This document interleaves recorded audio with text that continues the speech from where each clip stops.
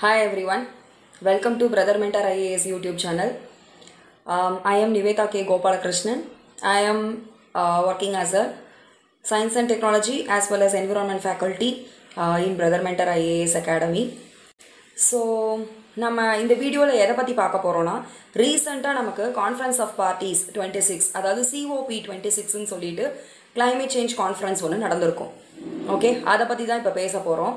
அதில் ஒரு விஷயம் பற்றி பேசிக்கிட்டு இருந்தாங்க. இந்தியா ஏன் இந்த விஷயத்தில் சைன் பண்ணலன்னு சொல்லிட்டு பெருசாக பேசிக்கிட்டு இருந்தாங்க. ஸோ அது என்னன்னா குளோபல் மீத்தேன் பிளட்ஜு, அதுக்கப்புறமா குளோபல் ஃபாரஸ்ட் ஃபினான்ஸ் பிளட்ஜு, இந்த ரெண்டு விஷயத்துலையுமே இந்தியா சைன் பண்ணவே இல்லை. சரி, அப்படின்னா என்னன்னு ஃபஸ்ட்டு பார்க்கலாம். ஸோ குளோபல் மீத்தேன் பிளட்ஜ் இது எதுக்காக கொண்டு வந்தாங்கன்னா September 2021 US as well as European Union countries எல்லாருமே சேர்ந்து இந்த பிளட்ஜ் அக்ரிமெண்ட்டை கொண்டு வந்தாங்க. இது ரொம்ப ஸ்ட்ரக்சர்டு அக்ரிமெண்ட் கிடையாது. ஸோ செப்டம்பர் 21 கொண்டு வந்தப்போ அவங்க கூட சேர்ந்து ஒரு 7 கண்ட்ரீஸ் ஜாயின் பண்ணாங்க. சொல்ல போனோன்னா இந்தோனேஷியா, ஈராக்கு, கானா, அர்ஜென்டினா, இந்த மாதிரி மெக்சிகோ, இட்டாலி, இந்த மாதிரியான கண்ட்ரீஸை இவங்க கூட சேர்ந்து ஜாயின் பண்ணாங்க அந்த அக்ரிமெண்ட்டில்.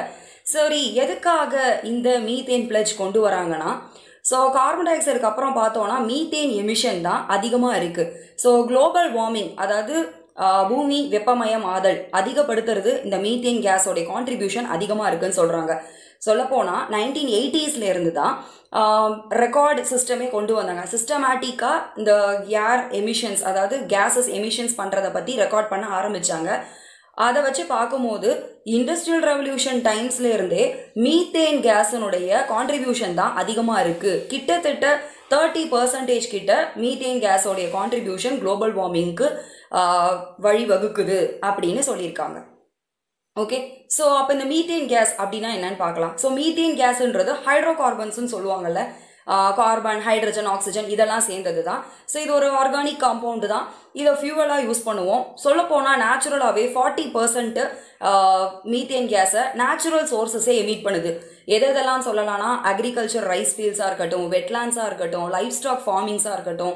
ஸோ லைஃப் ஸ்டாக் ஃபார்மிங்ஸ்ன்னு சொல்லும் போது அந்த ரூமினேட்டிங் அனிமல்ஸ்ன்னு சொல்லுவாங்க, கவ்வெல்லாம் சொல்லுவாங்கள்ல, அதனுடைய டைஜஸ்டிவ் சிஸ்டம்ஸ்லேருந்து எமிட் ஆகிற கேஸஸ் இதெல்லாம் மீத்தேனாக தான் இருக்குது, அதோட manure. So 40% of the methane emission is done by natural sources itself. மீதி 60% தான் நம்ம ஹியூமன் மேட் எஃபர்ட்ஸ்னால நடக்குது, அதாவது ஆந்த்ரோபோஜெனிக் எஃபெக்ட்ஸ்ன்னு சொல்லுவாங்க. ஸோ அந்த ஆந்த்ரோபோஜெனிக் எஃபெக்ட்ஸ்னால் என்னென்ன இருக்குன்னா எலக்ட்ரிசிட்டி ஜெனரேஷன், இண்டஸ்ட்ரீஸ், டிரான்ஸ்போர்ட்டேஷனுக்கு யூஸ் பண்ணுற அந்த கம்பஷன் ஃபியூவல்ஸ் இதெல்லாம் தான் மீத்தேன் கேஸ் கான்ட்ரிபியூஷன் 60% நடக்குதான். ஓகே, ஸோ இந்த மீத்தேன் கேஸ் அந்த அளவுக்கு பவர்ஃபுல்லானதுங்க. கார்பன் டை ஆக்சைடை விட 86 டைம்ஸ் குளோபல் வார்மிங்க்கு இது 86 டைம்ஸ் இது குளோபல் வார்மிங்க்கு கான்ட்ரிபியூட் பண்ணுதுன்னு சொல்கிறாங்க. தட் மீன்ஸ் 86 டைம்ஸ் இது ஹீட் பண்ணுது தேன் கார்பன் டை ஆக்சைடு அப்படின்னு சொல்கிறாங்க. ஓகே, ஸோ அதனால தான் US as well as European union இந்த குளோபல் மீத்தேன் பிளட்ஜை கொண்டு வராங்க. பட் இந்தியா இதுக்கு சைன் பண்ணலை. இந்தியா மட்டும் இல்லை, சைனா, ரஷ்யா மாதிரியான கண்ட்ரீஸ் கூட இதுக்கு சிக்னட்டரியாக இல்லை, அதாவது சைன் பண்ணலை அவங்க. ஏன்னா நம்ம இந்தியாவை பற்றி தெரியும், 15% ஆஃப் அவர் 2.7 trillion எக்கானமி அக்ரிகல்ச்சரை டிபெண்ட் பண்ணியிருக்கு. And more than 1.3 billion people அக்ரிகல்ச்சரை டிபெண்ட் பண்ணியிருக்காங்க. And we know that 2/3 of our people பார்த்தோன்னா கண்ட்ரி சைடு, அதாவது வில்லேஜஸில் தான் வாழ்கிறாங்க. வில்லேஜஸில் அவங்களுக்கு வாழ்வாதாரமாக இருக்கிறது லைஃப் ஸ்டாக் ஃபார்மிங்கும் அக்ரிகல்ச்சரும் தான். ஸோ அதனாலேயே நம்ம இந்தியா குளோபல் மீத்தேன் பிளட்ஜில் சைன் பண்ணலை.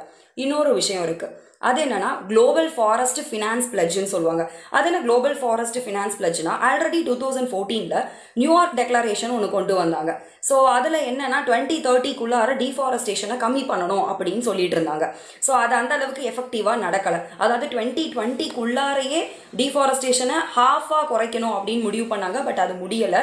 ஸோ அதனால் இப்போ கிளாஸ்கோவில் நடந்த COP26 அலாங் வித் மீத்தேன் பிளட்ஜில் பார்த்தீங்கன்னா 2020 லெவல்லேருந்து அட்லீஸ்ட் 30% ஆஃப் த மீத்தேன் எமிஷனை 2030 குறைக்கணுன்ற மாதிரி கொண்டு வந்திருக்காங்க. அதே மாதிரி Glasgow declaration on forest and land யூஸ்ன்னு சொல்லிட்டு இப்போ ஒரு டெக்ளரேஷன் பண்ணியிருக்காங்க. அதை தான் குளோபல் ஃபாரஸ்ட் ஃபினான்ஸ் பிளட்ஜ் அப்படின்னு சொல்கிறாங்க. இது பார்த்தோன்னா ஒரு 5-year ப்ராஜெக்ட் மாதிரி 2021 to 2025 பண்ண போகிறாங்க. ஸோ டீஃபாரஸ்டேஷனை குறைக்கணும், லேண்ட் அதாவது ஃபாரஸ்ட் லாஸை திரும்பவும் சரி பண்ணணும், லேண்ட் டீக்ரடேஷனையும் சரிப்படுத்தணும் அப்படின்றதான் இதோடைய மொத்தமான மோட்டிவே. ஓகே, ஸோ இதுலேயும் பார்த்தோன்னா சில கண்ட்ரீஸ் வந்து ஜாயின் பண்ணியிருக்காங்க. பட் நம்ம இந்தியா இதில் ஜாயின் பண்ணலை. ஓகே, ஏன் நம்ம இந்தியா இதில் ஜாயின் பண்ணலாம்? ஆக்சுவலாக அவங்க கொடுத்துருக்கிற ஸ்ட்ரக்சர் அக்ரிமெண்ட்டில், நான் ஸ்ட்ரக்சர்டு அக்ரிமெண்ட்டில் பார்த்தீங்கன்னா நிறைய ட்ரேடை இம்பேக்ட் பண்ணுற மாதிரி இருக்குது. நம்ம இந்தியா இப்போ தான் டெவலப்பிங் கண்ட்ரி அண்ட் நமக்கு இப்போ தான் இன்டர்நேஷ்னல் ட்ரேட் அதிகமாக நடந்துக்கிட்டு இருக்கு. ஸோ நம்ம கண்டிப்பாக லேண்ட் யூஸ் சேஞ்ச் இதெல்லாம் டிபெண்ட் பண்ணி தான் இருக்கணும் நம்ம. ஸோ நிறைய மேனுஃபேக்சரிங் செக்டார்ஸ்லாம் நம்ம கொண்டு வரணும், இண்டஸ்ட்ரீஸ் கொண்டு வரணும்னா we should rely on this deforestation process to a minimum level. So அதனால் நம்மளை ட்ரேடை இம்பேக்ட் பண்ணுற மாதிரி இருக்கிறதுனால இந்தியா இந்த குளோபல் ஃபாரஸ்ட் ஃபினான்ஸ் பிளட்ஜுக்கும் சைன் பண்ணலை. பிகாஸ் நமக்கு ட்ரேடை இம்பேக்ட் பண்ணுற மாதிரி இருக்கணும்னா அது நம்ம வந்து WTO மெம்பராக இருக்கிறதுனால ஸோ அவங்க சொல்கிறத we can accept it. So இது வந்து அந்த அளவுக்கு ஸ்ட்ரக்சர்ட் அக்ரிமெண்ட் கிடையாது, கிளாஸ்கோ டெக்ளரேஷன். ஸோ அதனால தான் இந்தியா இந்த குளோபல் ஃபாரஸ்ட் ஃபினான்ஸ் பிளட்ஜுக்கும் ஜாயின் பண்ணலை. ஸோ பார்க்கலாம், US அண்ட் யூரோப்பியன் யூனியனுடைய ஒரு இனிஷியேட்டிவ் தான் இது. இது எந்த அளவுக்கு ஒரு நல்ல மாறுதலை கொண்டு வருதுன்னு பார்க்கலாம். 2030க்குள்ளார எந்த அளவுக்கு இவங்க அட்லீஸ்ட் 30% ஆஃப் த மீத்தேன் எமிஷனை குறைக்கிறாங்க அண்ட் எப்படி லேண்ட் டிகிரேடேஷனை கம்மி பண்ணுறாங்க, டிஃபாரஸ்டேஷனை கம்மி பண்ணி அடுத்த ஜெனரேஷனுக்கும் இப்போ இருக்கிற ஜெனரேஷனுக்கும் எந்த அளவுக்கு நேச்சராகவே இருக்க விடுறாங்கன்னு பார்க்கலாம். Hope so. So we will be giving more videos based on these environment as well as science and technology topics in upcoming days. Stay tuned guys. நன்றி, வணக்கம்.